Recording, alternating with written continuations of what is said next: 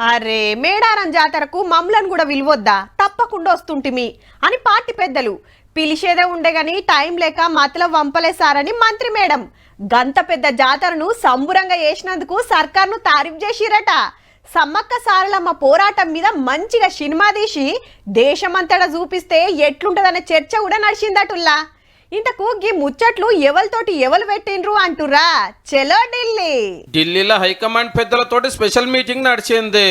CM Revanth Reddy sir, మంత్రులు, Telangana Congress incharge Meenakshi madam, అటు కాంగ్రెస్ అధ్యక్షుడు Mallikarjuna Kharge, main leader Rahul Gandhi sir. మన కాడ రాజకీయం ఎట్లుంది, మున్సిపల్ ఎలక్షన్లు ఎన్ని గెలిచింది, నడుస్తున్న పనులేంది, పెట్టిన పథకాలేంది, పబ్లిక్ ఎట్లా అసర్ అవుతుంది, ప్రతి ఒక్కటి చెప్పుకొచ్చిరట. ఇటు బీఆర్ఎస్ అటు బీజేపీ మీద ఎట్లా కొట్లాడుతుంది చెప్పి పార్టీకి ఇంకిత పథారం వేస్తామన్నారు లీడర్లు అంతా. అన్ని ఎలక్షన్ల మునం పెట్టి గెలుస్తున్నందుకు, చెప్పిన హామీలు ఒక్కొక్కటి తీరుస్తున్నందుకు ఢిల్లీ పెద్దలగిన శబాష్ అన్నారట. స్కీమ్స్ ఎట్లా నడుస్తున్నాయి తెలంగాణలో, ప్రజల్లో ఏదైతే నమ్మకం ఉందో ఈ ప్రభుత్వం పైన, ఇప్పుడు జడ్పీ ఇంకా ఎంపీటీసీ ఎలక్షన్స్ రావచ్చు, దాంట్లో ఎట్లా పర్ఫార్మెన్స్ ఉంటుంది అంటే జనరల్ రివ్యూ అన్న. మంచి మీటింగ్ జరిగింది. మంత్రులందరూ కూడా వారి వారి అభిప్రాయాలు చెప్పగలిగినారు. అందరు అభిప్రాయాలు విన్నారు. తర్వాత రాహుల్ గాంధీ గారు, ఖర్గే గారు మాకు దిశ నిర్దేశం చేసినారు. ఉపాధి హామీ పథకానికి గాంధీ తాత పేరు తీసేసుడు మీద సెంట్రల్ గవర్నమెంట్ మీద కొట్లాట జోరు పెంచాలన్న ఆర్డర్ వేసిందట హైకమాండ్. శానోదుల కాంచెల్లి ఏటింగ్ వేస్తున్న నామినేటెడ్ పదవులు ఒక 10-15 రోజులలో వంచేయాలని డిసైడ్ చేసిరట.